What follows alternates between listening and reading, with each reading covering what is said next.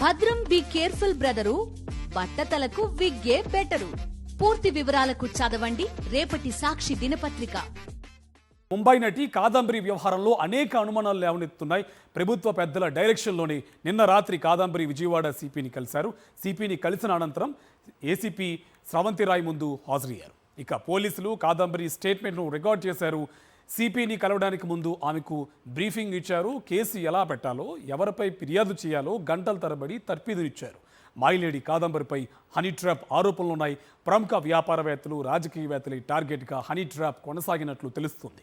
కాగా కాదంబరి వ్యవహారంలో తానే బాధితునని కుక్కల విద్యాసాగర్ అంటున్నారు. కేసును తిరగతోడడం ద్వారా గత ప్రభుత్వంపై బురద జల్లే ప్రయత్నం చేస్తున్నారు. రైట్గా ఈ జత్వానీ ఘటనకి సంబంధించి పూర్తి సమాచారం మా కరెస్పాండెంట్ వినాయక్ మనకి డీటెయిల్స్ అందిస్తారు. వినాయక్, జత్వానీ పైన ఇప్పటి వరకు చాలా చీటింగ్ కేసులు కూడా ఉన్నట్టు తెలుస్తుంది. హనీ ట్రాప్ వ్యవహారం కూడా బయటకు వస్తుంది. డీటెయిల్స్ ఏంటి? మొత్తంగా ఈ కాదంబరి వ్యవహారం అనేక అనుమానాలకు తావిస్తుంది. ముఖ్యంగా పోలీసులు వ్యవహరిస్తున్న తీరు కానీ, ప్రభుత్వం వ్యవహరిస్తున్న తీరు కానీ, మొత్తంగా గత ప్రభుత్వాన్ని బురదజల్లే విధంగా, గత ప్రభుత్వంలోని కొంతమంది సీనియర్ ఐపీఎస్ అధికారులు ఈ కేసులో ఇరికించే విధంగా కుట్రలు ప్రారంభమయ్యనేది ఇక్కడ వినిపిస్తున్నమాట. ఇందులో భాగంగానే కాదంబరి హైదరాబాద్లో అడుగుపెట్టిన దగ్గర నుంచి కూడా అక్కడి నుంచి నేరుగా విజయవాడ వచ్చేంత వరకు కూడా ప్రత్యేక భద్రతను విజయవాడ పోలీసులు కల్పించారు. దీంతోపాటు ప్రత్యేకంగా ఆమెకు ఒక స్టార్ హోటల్లో బసతి కూడా పోలీసులు ఏర్పాటు చేసినట్టుగా తెలుస్తుంది. ఆ తర్వాత ఆమె వినియోగించిన కారు సైతం పోలీసులే సమకూర్చినట్టుగా తెలుస్తుంది. పోలీసుల కారులోనే ఆమె విజయవాడ ఒక స్టార్ హోటల్ నుంచి నేరుగా విజయవాడ సిపి వరకు వచ్చినట్టుగా తెలుస్తుంది. ఇక మనం చూస్తే కనుక నిన్న ఉదయం నుంచి సాయంత్రం వరకు ఒక పెద్ద హై డ్రామా అయితే చోటు చేసుకుంది. ఆమె ఎక్కడా కూడా అడుగు బయట పెట్టలేదు. స్టార్ హోటల్లో మొన్న రాత్రి బస్ చేసిన దగ్గర నుంచి నిన్న సాయంత్రం వరకు కూడా ఆమె స్టార్ హోటల్లోనే ఉండడం జరిగింది.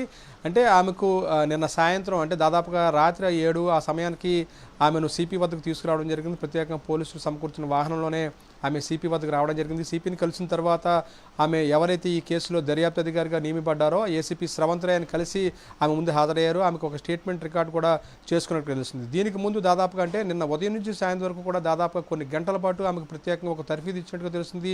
ఏ విధంగా దర్యాప్తుకు సంబంధించినంత వరకు కూడా ఏ విధంగా స్టేట్మెంట్ రికార్డు చేయాల్సి ఉంటుంది, అదేవిధంగా గత ప్రభుత్వంలో ఎంతమంది మీద ఎవరి మీద ఏ విధంగా ఆరోపణలు చేయాల్సి ఉంటుంది, అదేవిధంగా ఏ ఐపీఎస్ అధికారుల మీద ఆమె ఫిర్యాదు చేయాలనేది ఈ మొత్తం వ్యవహారం మీద ఒక ప్రత్యేకంగా ఆమెకు తర్ఫీదు ఇచ్చిన తర్వాతే ఆమెను పోలీస్ స్టేషన్ వరకు కూడా అంటే దాదాపుగా పోలీస్ కమిషనరేట్ వరకు కూడా తీసుకొచ్చినట్టు తెలుస్తుంది. అంతకుముందు వరకు కూడా ఆమెకు పూర్తి తర్ఫీదు ఇవ్వడం కోసం ఒక ప్రత్యేక ఒక లీగల్ టైం కూడా వచ్చి ఆమె కలిసినట్టుగా ఆరోపణలు వినిపిస్తున్నాయి. దీంతోపాటు ఉదయం నుంచి కూడా సాయంత్రం వరకు కూడా ఆమె హోటల్ గదిలోనే ఉండి అక్కడే ఆమెకు మొత్తం బ్రీఫింగ్ అయిన తర్వాత మాత్రమే ఆమె పోలీస్ కమిషనర్ని కలిసిన తర్వాత దీనికి సంబంధించిన స్టేట్మెంట్ రికార్డ్ చేయడం జరిగింది. ఇంకా మరోవైపు మనం చూస్తే కనుక ఈ కేసులో ఆమె మీద అనేక ఆరోపణలు వినిపిస్తున్నాయి. హనీ ట్రాప్ అనేది చాలా చాలా క్లియర్ కట్గా వినిపిస్తుంది. దీంతోపాటు తానే బాధితున్నట్టు కూడా కుక్కల విద్యాసాగర్ కూడా నిన్న మాట్లాడడం జరిగింది. ఈ నేపథ్యంలోనే బాధితుల మీదే ఎదురు తిరిగి అంటే ఈ కేసు తిరగదోడడం ద్వారా గత ప్రభుత్వం మీద ఒక బురద జల్లడం, గత ప్రభుత్వంలో మహిళల మీద అఘాయిత్యాలు పెరిగాయన్నట్టుగా చూపించే ప్రయత్నం చేయడం, దీంతోపాటు ఒక సీనియర్ అధికారులుగా ఉన్న 3 ఐపీఎస్ అధికారులు ఈ కేసులో ఇరికించే విధంగానే